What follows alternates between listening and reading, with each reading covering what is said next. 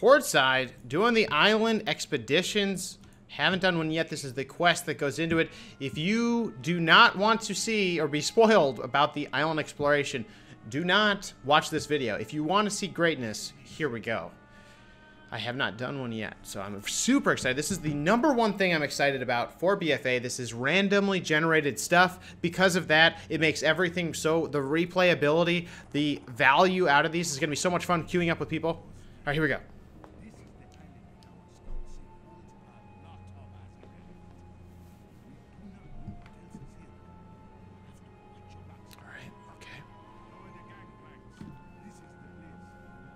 So last time I played this, you started... Okay. Yeah, I accidentally queued for this before. And yeah, you start inside the boat. Let's ignore that. Let's ignore that part. I am doing this one person. This is the one where you... Oh. You can do this with up to 3. I think it is 3 people, max. You could return. Okay. So here's the build I'm going, guys. You elemental shaman out there, I'll explain my build really quick. 1, exposed elements, earth shock. Now increases the lightning bolt damage by 100% after Aftershock. Aftershock, which is one of the best abilities in the game right now, I think. Your spells have a 25% chance to refund all the Maelstrom spent on them. That's amazing. That means you could do multiple Earthshock stuns. They do not DR with themselves. Still, it's incredible. I'm going this new build. I call it the Ferrari build. It's Spirit Wolf, which basically increases my speed when I'm in Ghost Wolf every second, stacking up 4 times, 5% increased movement, 5% damage reduction. I basically become a Ferrari because I'm also... Oh, interesting. I also went Spectral Recovery, which out in the world and in PvP, basically I can get plus 30% movement speed. On top of my 30% movement speed, that's 60% movement speed. So right now I am just learning PvP, even if you have War enabled, PvP talents do not factor in island expeditions. That's pretty useful information to know. Okay. Going with the build, I also have high voltage lightning bolt, chain lightning, have a chance to cause a second elemental overload. I take this because I'm pretty much doing chain lightnings and lightning bolts. Nature's Guardian, when I hit 35% health, I instantly get 20% back. I'm going Primal Elementalist. I switch between this and Earthen Rage. Oh shit. And then I'm going Stormkeeper. You know it, you love it. We're gonna mine this pup. Plus 35. Okay, that's the Horde side. Plus 35. We're out here. Let's get the horsey. Get the horsey. Alright, next Azurite. As we know, these island expeditions, the objective is collecting Azurite. And no matter what, I believe the objective is somehow tied towards Azurite collection. This is clearly the first I've done, so I'm not 100% sure. But yeah. Okay.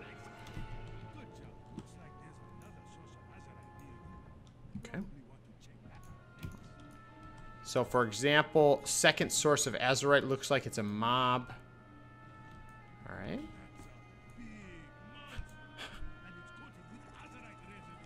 Ooh.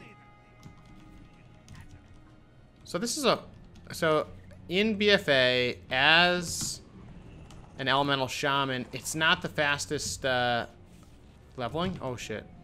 Because the cast speed's really slow when you hit 110. And then from there, it's, you know, if you pull multiple mobs, it does get scary. I'm not going to lie, guys. Ellie is not as face roll, I don't think, in PvE, at least from the builds I've been running. All right, we're going to want to do that. But what has been working a lot, and it won't work here, which is unfortunate, I was hoping to show you, is using in the world, enabling War Mode, and taking Lightning Lasso and Spectral Recovery. That, together with Spirit Wolf, makes you so tanky, and makes it so you can kite and basically heal up. I also want to recommend to everybody, BFA Elemental Shaman is going to be it's going to be super important period to be using Frost Shocks. Potentially even in PvE. Like, as you can see, this guy's coming after me pretty ham. Pretty ham. I can kite him around all day. Holy crap! Okay. That's interesting. So what I'm doing now, everybody, is I'm just kind of looking at the menu to say, hey, I just killed that thing, and that gave me about 70 Azurite. I don't know where I can make it show that resource gathering, but I definitely want that in my chat, because that's a lot. All right. we'll figure that out later. I'll post more about it in the next video. I'll post a kind of a broader video about my review of this, but for now we're just we're playing it out. Oh, we got a lot of monkeys, a lot of jungles. All right, so the Hosen are here, which is pretty interesting. I don't think last time we saw them was in Mop. Yeah, Mop, I think, right? There was nothing on WoD or Legion with Hosen. Ukum and the Duker, right? And I can see I am gathering more and more azurite. See, I'm highlighting them, and it says on the bottom right, you can see it says collect azurite residue. But at the top, they're counting as just azurite. A little confusing, but that's okay, Blizz. That's okay, Blizz. I got you. I got you. There's been a lot of concern in the Ellie Shaman community about the cooldown on Flame Shock. As you can see, Flame Shock now has a... Whoops, sorry. It now has a 6-second timer on it. And what it means is, in PvP, it means you're going to be using other abilities. You're going to be spending globals on only probably one... every 6 seconds will you spend a global on Flame Shock.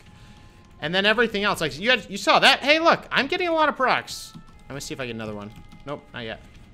You could, you know, look. Oh, I got 2 full Earth Shocks out. So there's been a lot of concern in the community about the 6-second cooldown time on Flame Shock, and everyone is very upset, worried, especially from PvP, using it in Legion today. You basically put Flame Shock in everyone. It actually does a ton of damage, but you just basically use globals to boop, boop, boop, boop. You know what I mean? And because of that, you get procs on procs on procs and procs, which is cool. It's cool because you get to be very mobile. You don't have to cast a lot, and you can use instants. Along with Ice Fury, it made Ellie extremely mobile in PvP. In PvE, I don't actually know how critical it was. Oh, double Earth Shock. Oh, triple Earth Shock. Incredible. And because Earth Shock, yeah, I'll talk about Earth Shock in a minute. I'm getting so excited. But anyway, here's the deal. And you can see they have exposed elements. Actually, that's pretty good damn. And I'm actually taking a beating here, but it's okay. But anyway, so I cannot finish this sentence. Let's pause for a minute here.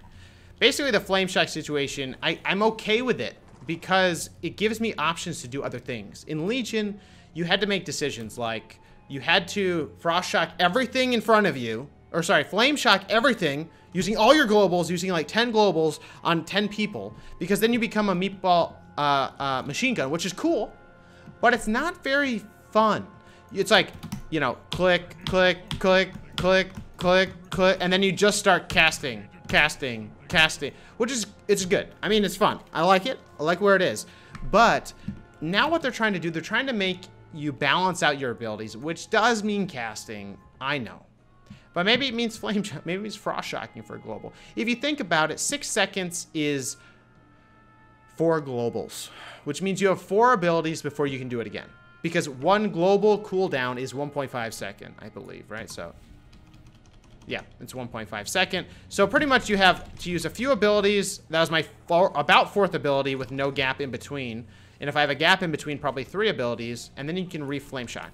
What it means is you don't get pressured to keep up flame shocks on everything. I know in Legion, that's always a decision I had to make was, do I just flame shock everything in PvE? Do I just flame shock everything in PvP? Or am I supposed to just start dealing damage? And that's I mean, maybe it's a place for skill. Maybe people can say that's like, you know, they're making the class easier by doing this. I don't really know about that, but I can say that it makes it feel like I'm not pressured. I do feel in Legion, I'm like, oh, I gotta get it up. I gotta get it up. I shouldn't say it like that, but I gotta keep flame shocks up. I gotta keep flame shocks up. In Legion, you don't have to worry about that. You can spend these. Oh, wow. Oh, wow. That was 4 Earth Shocks. So I was able to use 4 Earth Shocks in a row, and then I could Flame Shock again. I'm not missing out. It's good. It's good. It's good. It's different. It's good. Now, a lot of people are saying, well, Tiqqle, listen, you're not getting the full picture. The full picture that they're talking about is in PvP, you're going to put a Flame Shock on a target, and then within that 6-second window, they're going to use a Dispel to dispel it. It's going to cut your damage down. That's the way Ellie's always been. I was never really into PvP when that was a thing. So I cannot really argue with that. But what I can say is that if they are spending their entire time wiping them, there's other ways we're going to be able to do damage. If we look at even the talents, for example, I only went with 1 Lava Burst. I'm using Exposed Elements, which syncs with Earthshock, making Lightning Bolt able to do a lot more damage, be a lot more pressure. Going with Ice High Voltage. And this could even go with Earthen Rage. Probably not, though. But I'm just saying, you know, I think there will be builds that rotate through things in such a way that if they are just purging that, then all right, fine. Fine. Like, you know, like, whatever. Like, we'll do other things. We have to build differently. We have to do other things. If I'm in an arena and I'm going against a class that is against a healers or something like that, like a heavy dispelling healer or a mass dispelling and I'm a heavy dot comp, or like something where I know they're going to be on the lookout for that and they're not using their dispels for other things, then sure, like I'm going to be worried about that. And maybe that's when I don't go into the spec. But for now, I'm not worried, guys. I'm really not worried. I know people are not going to like that because... Oh, shit. They're not going to like that. Oh, God, I got a kite. So here I'm showing off that kiting abilities. Slowing. This guy isn't elite. Oh, I'm gonna die. Oh, God. See, this is where having the Ghost Wolf heal and mobility is super nice. He might actually kill me still. But anyway, this is what I've been doing in PvE, actually, which is kind of lame, but just kiting and kiting and kiting. I can use Fire Alley. But, see, look, a lot of procs, man. I gotta say, there's definitely a ton of procs. So that's the deal, guys, with Flame Shock. I know there's been a lot of talk. I don't fully understand because I haven't been doing a lot of arenas. Alley seems different, does seem more cast dependent. And maybe that's, if you're saying that solely because of Flame Shock, all right, I get it. But, hear me out. I still think there's a chance. I've been working on a few builds. I'm gonna be sharing those eventually. Eventually before the beta's over. And they're gonna be good, and I think they're gonna be competitive. I was dueling a rogue ninja. You see me play with him in my videos, and he was, you know, he's going against me. He's like, "Rogue's broken. You're never gonna win." He didn't say that quite so harshly, but you know, you're not gonna win. And I went and I gave him a run for his money. Yeah, did it include kiting a lot? Sure, but everything against melee does. So I think Ellie's gonna be a way more kitey spec. But anyway, I'm gonna get on the ship. Is that? Oh. Okay. Get the planks up. Alright, maybe we did it. That was pretty cool. Alright, I know I talked a lot for that one. Oh, there's a boat coming in behind me. Haha, I already looted it. That was pretty cool. That's pretty cool. And a lot of you guys are not going to be impressed with that. A lot of you guys aren't going to be impressed in that. And I know I talked a lot, but to be really honest with you, that was satisfying. More than it was a... And this is like initial review of the first thing. That was satisfying. I went to the place. I cleared some stuff by myself. Could have been with a few buds. Experienced what was on the island. Got to see a new site. Got to do a little objective. Got to kill an elite. Had some choices to make there. But in general, I actually enjoyed that. All right. I enjoyed that. Number one, not bad. Not bad. Okay. All right. So we'll check these. We'll keep checking these out, guys. I have a lot of thoughts on BFA right now, especially with Ellie's, especially with this. Is this the main city for the Horde? Is this it? Is this the one? I don't know. I have a lot of stuff to do. I'm 119. When I hit 120, you'll know because I'm going to put out a video about it. My total playtime is 24 hours. Which I'm not sure, again, if the XP rates are increased. The reason I say that is because I definitely feel like this has been a quick experience. I've zoomed across the Horde Islands. I've zoomed across the Alliance Islands, and I've done a World PvP. I've done a lot of it. That's been an awesome part, too. I'm excited for the X-Pack. Islands, that first one was... it leaves a little bit to be desired, but to be honest, not bad. Not bad. I'm satisfied with what I did. Got to chill out. If you think about that versus farming world quests or doing an RNG created island, I would do RNG created islands all day. You don't know what you're going to get into. It's like compare it to opening a loot box in Overwatch or Hearthstone or something like that. That might be even how they came up with it, because loot boxes have been so popular in the gaming industry just across the board. And the reason they are, from my perspective, is you go in not knowing what you're going to get. That anticipation builds up. You don't know. There could be something great. There could be nothing. It's an unknown. You can't plan for it, and because of that, it's interesting. Variety, the spice of Warcraft, I think they say. And as you can see, man, here goes my rank. This is my 40% movement speed. You got 10% here. 40 plus 20 is, oh my god, 60. I'm an idiot. All right, guys. Well, that's the video reviewing the islands. My first impressions, first look, first taste. I will be doing more, and I will be putting those out for you guys. Again, I'm the most excited about that. One more shout out, guys. We have a BlizzCon ticket giveaway. Yeah, BlizzCon ticket giveaway coming up. Pay attention to the channel. Pay attention to Twitter. We will be giving that away. We also have a tournament that Resurgent ESB is putting out. They are doing an independent 3v3 WoW tournament. They are crushing it. They've had a few tournaments so far with a great participation. There's a $1,000 prize pool. It's not even Blizzard, but it's being put on. And I'm gonna be there, and I'm gonna be the host of that show. Call me Rich Campbell for that day.